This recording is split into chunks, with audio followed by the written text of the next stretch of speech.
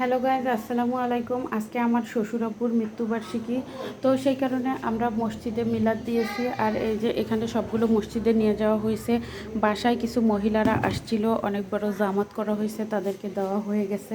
তো এখন আমাদের বাসায় যারা মেহমান আসছে, তো তাদের জন্য এই যে খাওয়া দাওয়ার অ্যারেঞ্জমেন্ট। আমরা হচ্ছে এই যে কলিজা দিয়ে বুটের ডাল রান্না করেছি। আর হচ্ছে এখানে আমরা টিকা কাবাব ভাজতেছি। তো পোলাও দিয়ে আমরা সবাই মিলে খাবো। তো বন্ধুরা, সবাই দোয়া করবেন আমার শ্বশুর আব্বুর জন্য। তো সবার জন্য অনেক অনেক দোয়া আর ভালোবাসা রইল। জীবনে প্রত্যেকটা মানুষ বেঁচে থাকবে না সারা জীবন, আমরা সবাই একদিন না একদিন মারা যাব। তো হচ্ছে সবাই সবার জন্য দোয়া করবেন, সবাইকে সাপোর্ট করবেন। আর